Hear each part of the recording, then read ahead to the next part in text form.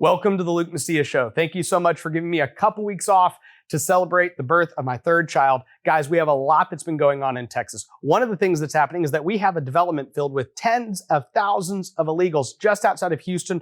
We're going to talk about that. Also, the fact that the Texas House didn't even let Republicans vote on eliminating our school property taxes. Greg Bonin, Dade Phelan did that, and many other things. And for it, Dade Phelan's getting criticized by Republicans in his own district. The elected Republican leaders in his community are mad, and he's blaming a bunch of other people. Why? Because I guess there's nothing better to do. And oh, by the way, Texas A&M tried to hire another Marxist, even after the DEI ban, and they got a little bit of blowback. We're going to cover that and several other things today. Let's get to the show.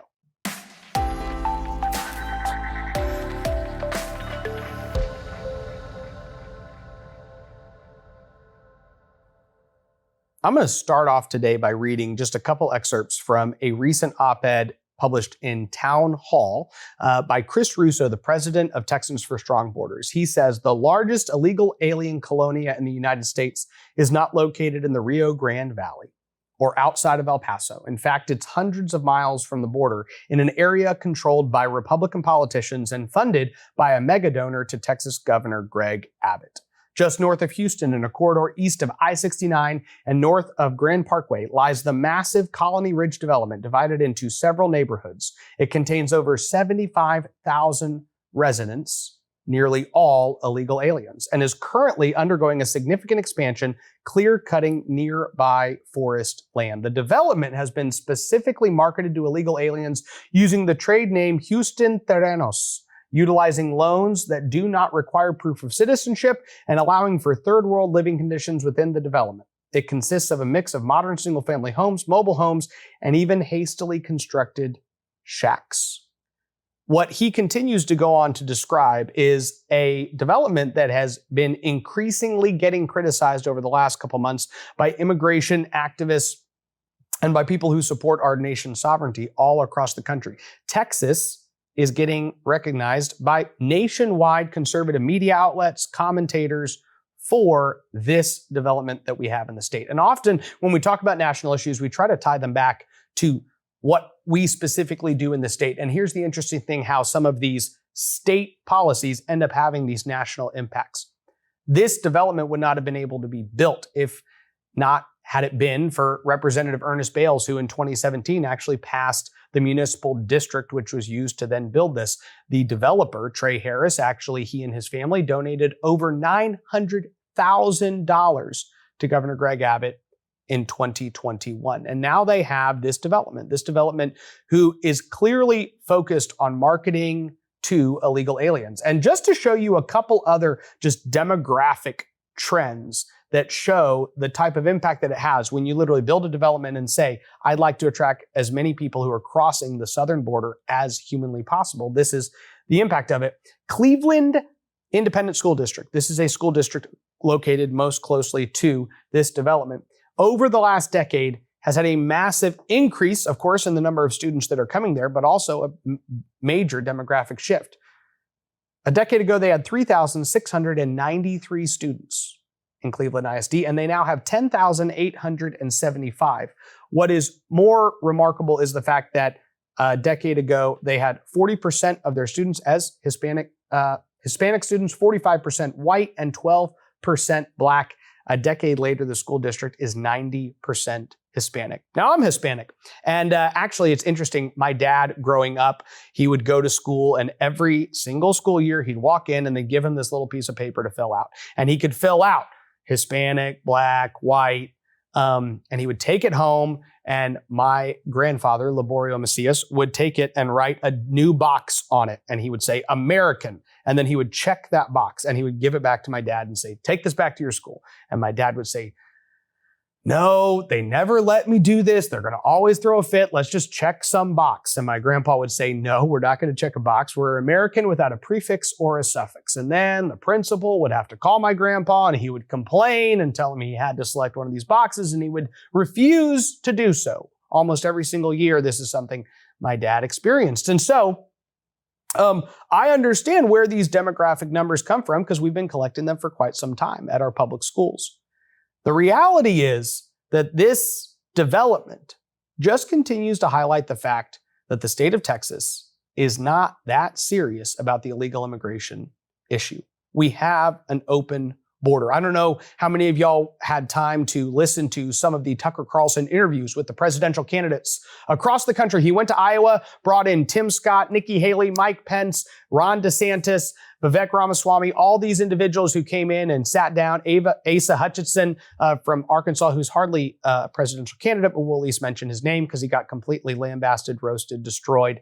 It's hard to destroy someone who really hasn't taken off in their political career, but he has, and he was destroyed. But during those conversations, Tucker Carlson honed in on several of these candidates and said, hey, what is your plan at the southern border? And I will tell you, the only two people on those stages that actually had a plan to solve and secure the southern border were Ron DeSantis and Vivek Ramaswamy. All of the other candidates took the issue unseriously. And one of the things he called Mike Pence out for was the fact that he seemed to be more concerned with Ukraine's border than he was with Texas's own border and the interior of the United States of America. Asa Hutchinson and Tim Scott specifically refused to say they would send military force. They would actually go down and force the cartels back away from operational control that they have at the border. Now, in Texas, we have it slightly differently. But we still are faced with the reality that Governor Greg Abbott could declare an invasion and did not. We have the fact that Dade Phelan actually had a chance to create the border security unit, the border protection unit that Matt Schaefer built through HB 20, strongly supported by Texans for Strong Borders and other immigration groups across the state. And that bill died on a technicality, a point of order. They delayed it as long as possible, brought it up last minute, had the Democrats call a point of order. Dade Phelan sided with those Democrats. And we didn't even have a vote on the Texas House floor on whether or not to vote for the border protection unit. A month before, Dade Phelan was at a breakfast, maybe 2 months before. He's at a breakfast that I was at. And he was saying, we've got transformational legislation planned that's actually going to challenge the constitutionality of whether or not Texas can secure its own border. Man, that sounds great. Thank you, Speaker Phelan, for coming up with a great idea to constitutionally challenge Texas's own ability to secure our own border. And guess what? No vote ever took place. See, you can say that, but then you actually have to support the legislation and tell your leadership this is something we're going to do. And instead, they played the game. They delayed as long as possible, let Democrats kill it. And now they're playing the whole, well, we can't, this is out of our control. Sorry, we just ran out of time. An excuse we hear over and over again.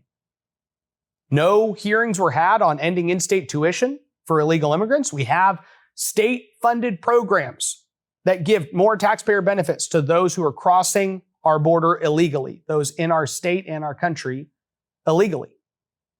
So Texas is not taking this issue seriously, and this development in Liberty County, Texas, is getting national attention because it is yet again another symptom to the reality that Texas is not serious about securing its own border.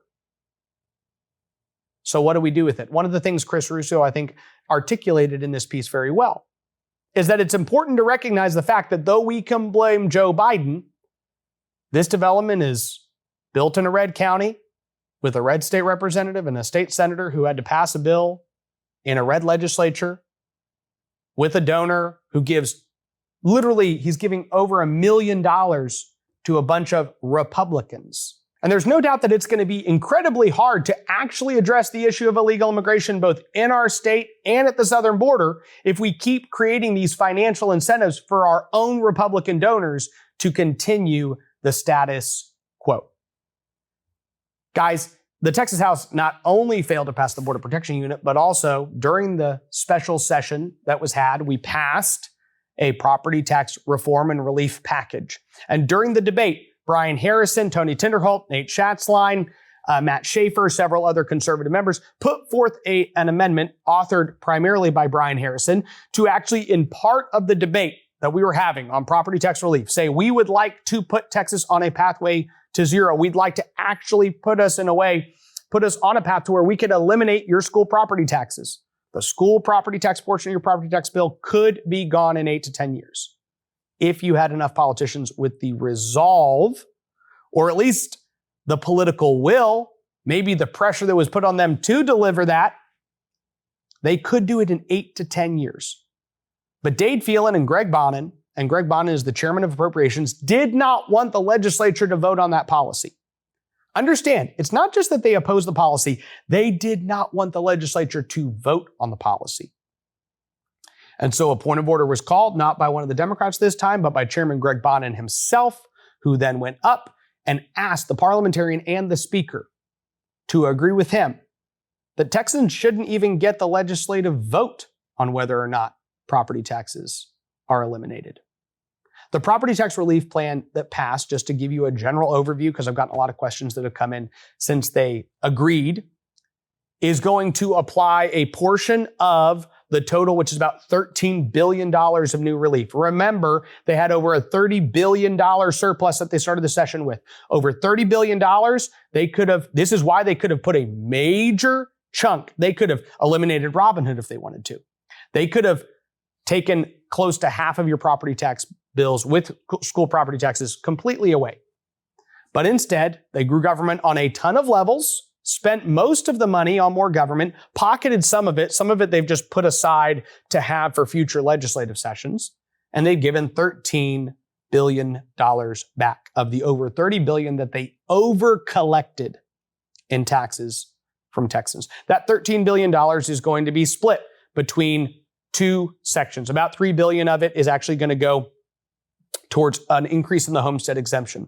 So that takes your homestead exemption from $40,000 on a state level to $100,000 at a state level of what they'll buy down. The reason I say state level is because some of your counties have a homestead exemption on top of the state exemption. Your cities could have a homestead exemption on top, which would affect other portions of your property tax bill. But the state can affect the school property tax. So they can come in and say, hey, we're going to give you a $100,000 homestead exemption when it comes to what we're going to levy, which means that if your home is worth $200,000 on the tax rolls, then you're only going to be taxed at $100,000. If your home went up $80,000 in appraised value, this will eat away a portion of that because you're going to go from 40 to now 100, so $60,000 of new homestead exemption. On top of the homestead exemption, they are going to have what we call M&O compression, which is what Texas Public Policy Foundation, Texans for Fiscal Responsibility, Don Huffines, other conservatives leading on these issues have said they would highly prioritize over any and all forms of property tax relief. And what that does,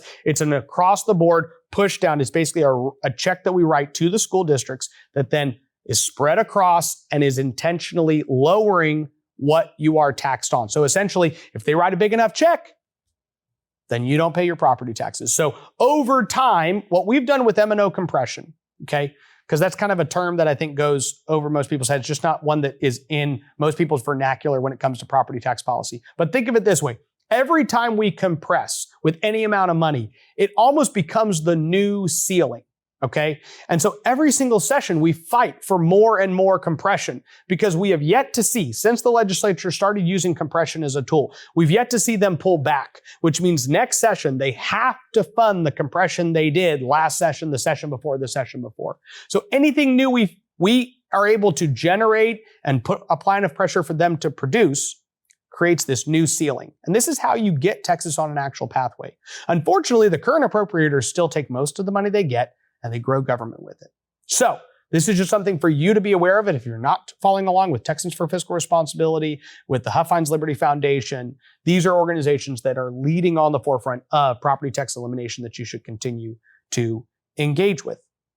Now, that action by Dade Phelan and Greg Bonin just, again, is yet another symptom of the broader disease in the Texas House of Representatives. And it is why Dade Phelan was recently censured by the Orange County GOP. And for those of you who do not know Dade Phelan's district, there are 3 counties in it: Jefferson, Orange, and Jasper. 3 counties. Now, while Jefferson is the largest county in his district, he only has a portion of Jefferson County. That's what's in Beaumont. But Orange County is the largest voting county in his district.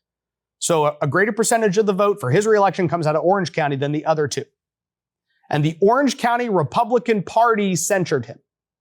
Not conservative activists, not a conservative club, the Orange County Republican Party.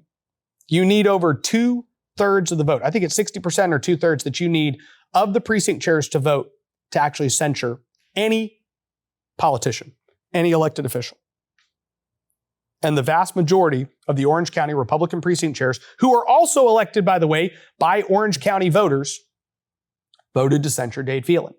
This censure will now go on to the Republican Party of Texas and can be taken up by the state Republican Executive Committee. But we talked on this show a couple months back about how unpopular Dade Phelan has become in his own district. Remember, in January, the Defend Texas Liberty PAC polled Dade Phelan's district, and 6 out of 10 voters liked Dade Phelan at the time. And 1 out of 10 voters didn't really like Dade Phelan at the time. And 40% of his voters said they would vote to reelect him tomorrow. And 35% said, we're not sure, we'd probably vote for somebody else. We'd be open to somebody more conservative. The rest said they were undecided. These numbers are honestly like nothing to be surprised about. As the speaker, you could have 60% approval rating.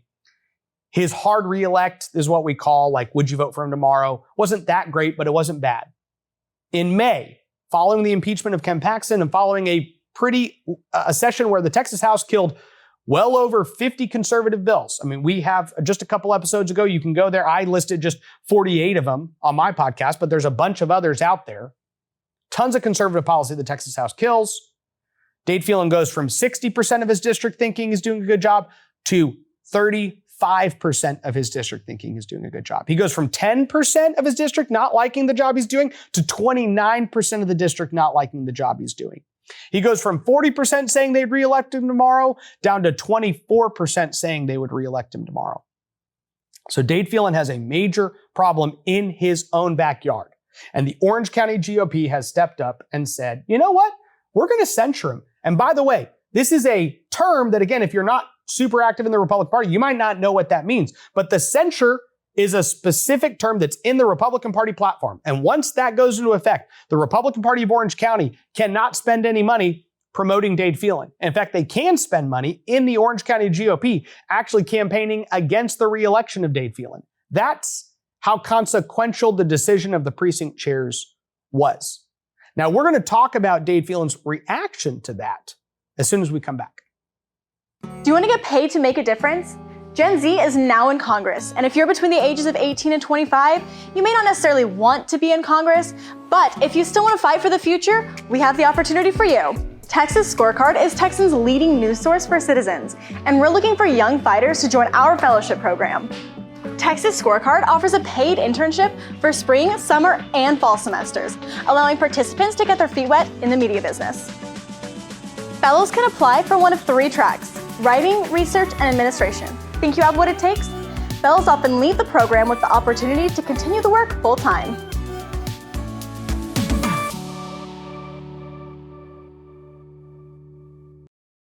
So after the Orange County GOP decides they're done with Dade Phelan, they're ready to not only not support his reelection, but they're willing to oppose him in his reelection. Here is his reaction. I think this is really a remarkable statement. He said, tonight's action was nothing more than an orchestrated effort to undermine a speaker and state representative who has refused to bend to the will of West Texas billionaires seeking to control House District 21. Truly remarkable. The guy is really losing his mind, which I would lose my mind if 75% of my district had basically given up on supporting me. It says they are coming against House District 21, the House Chamber, and our state party. Oh, by the way, the state party that also opposes Dade Phelan. It should be noted that as 14 individuals worked to pass this resolution in a county of over 80,000 Texans, Dade Phelan was in Austin, ushering in an $18 billion property tax cut over the finish line in order to deliver the largest property tax cut in state history on behalf of his constituents. I need to dissect this statement just for a second. First of all, they criticize the fact that 14 individuals worked to pass this resolution, most of them duly elected precinct chairs elected by Republicans in their precinct, in a county of over 80,000 Texans. Now, by the way, this isn't the same standard they applied to the impeachment of Ken Paxton. So don't push them on the fact that like a handful of state representatives for months had a secret investigation and then 72 hours before sprung an impeachment on the rest of the duly elected legislature. By the way, did you know we only have 150 state representatives in the state of over 30 million Texans? Oh, by the way, when the Texans voted, they kept Ken Paxton. They kept him by a 10% margin. And that ticked off Texans for Lawsuit Reform, Dade Phelan, and a bunch of these other people who then said, let's overturn an election. So these guys who just pushed an overturning of the election of the Attorney General are now saying, hey, don't let these elected precinct chairman just decide if I'm not in line with the Republican Party who they are elected to lead. He then goes on to just throw in a little lie. I was busy passing an $18 billion property tax cut, which is the largest in Texas history. It's not an $18 billion property tax cut. We've talked about this on the show. I don't need to go over it again, but it's a $13 billion property tax cut with $5 billion being old relief that they're just continuing to fund. But that's okay. Once you're trying to cover for your liberal record, it doesn't surprise me that these are the type of things that you're throwing in. Dade Phelan, this is his reaction. This is his reaction to getting called out by Republicans in his own district. All he can do is point the finger outside, figure out how to obfuscate, figure out how to cover, and start making up excuses that he hasn't even held himself to. The last thing I want to cover is diversity, equity, inclusion at Texas A&M University. We had a conversation with Scott Yenner where we talked about the fact that Texas A&M had more DEI officers on their campus than the University of Texas at Austin. And a lot of other people talked about this thing. Texas Scorecard wrote about it. We talked about it on the podcast. It got national coverage. And ultimately, I think was one of the things that helped push the DEI ban. Now, I want to remind you that when that DEI ban went through the Texas House, they tried to gut it in two significant ways. One, they tried to not have it apply for a while. And then two, well, first, they actually tried to have it not really be a DEI ban at all. So first, they gutted it and said, basically, you can teach DEI as long as, we don't call it really DEI. And then the second thing they did was that they said, anybody who's here that's teaching DEI, they're going to get a job offer. And it's going to pay them the same amount as they're currently making doing something else on our university. And Brandon Creighton and Dan Patrick and the Republican Party of Texas, a lot of other conservatives stood up. Texas Scorecard wrote about it. Yenner actually published a piece in Texas Scorecard that got tons of traction all across the country. Chris Rufo was talking about this. And they said, hey, we don't want these people on our university campuses. So the Senate stood strong and they forced that language out. They said, hey, we're not offering these people jobs, but we will just write them a letter of recommendation. Okay. Which again, I wish we weren't. I wanted the language to say we'll only write them a letter of recommendation if they're applying for a job outside of Texas, which was really necessary. Like, if you will leave our state, we will recommend you for another job. You want to go to Seattle? Indoctrinate their kids with Marxist ideas. Here's the irony. I remember having these conversations with all of you when it happened. And then in June, Texas A&M's they want to revitalize their journalism school, and they go to the University of Texas at Austin and offer a job to the Marxist DEI journalist that's running their school. And I'm just going to read a couple excerpts from Texas Scorecard's piece. During her time there, this is Kathleen McElroy. She was a New York Times senior editor, DEI proponent. During her time at the University of Texas at Austin, she was part of the Council for Racial and Ethnic Equity and Diversity. In an op-ed, she wrote, this lady, in an op-ed, she said she advocated for diversity measures and keeping track of faculty demographics to make the university more welcoming to those who are not cisgender, straight, white men. And if I read everything else this lady did, you'd think it was insane.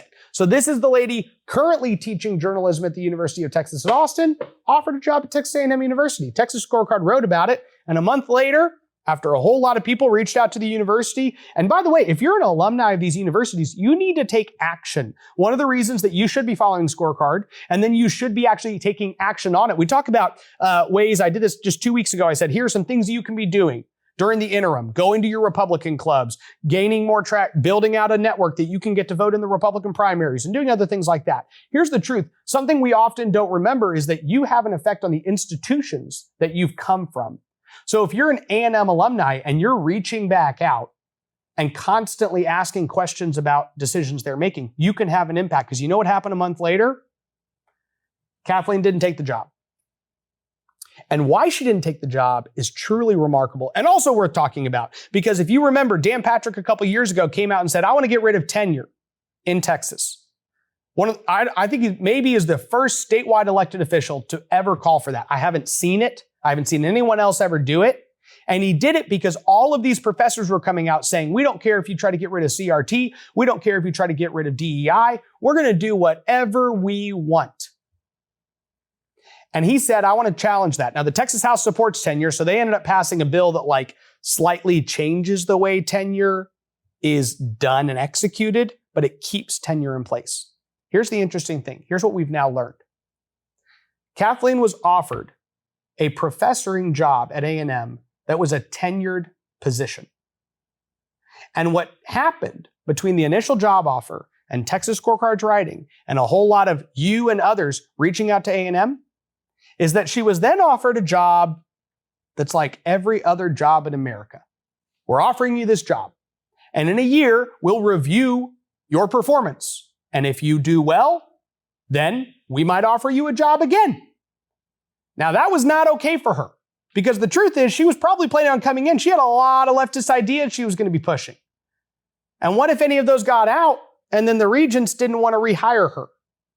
You see, the lack of tenure actually changes the way someone conducts themselves. And that's what Dan Patrick's trying to go after. So this situation, she has withdrawn herself from consideration. She's going to stay at the University of Texas, which is probably better for her because UT, even though those regents, by the way, just a reminder, are appointed by Governor Abbott, they could keep anybody. They can fire anybody not tenured at that university, but they're probably not. She probably feels a lot safer there. So she's going to stay there. She's not going to move over to Texas A&M, but this is a huge win. And also something that you should recognize as why we are engaged on these battles of DEI and tenure and other things like that.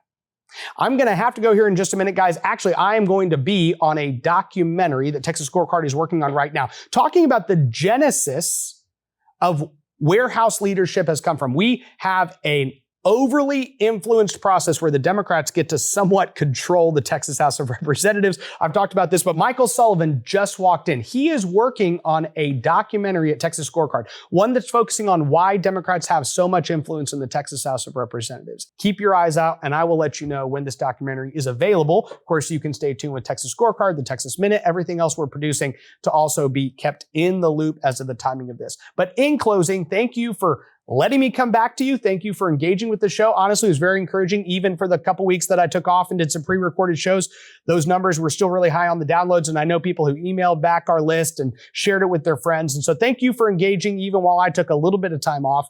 I've been looking at everything coming out. And even today on today's show, I feel like I covered 1/20th of what happened over the last couple weeks because there's so many things going on and it's not going to stop. So I'm looking forward to continuing to come back to you on a regular basis. May God bless you. And may God bless Texas.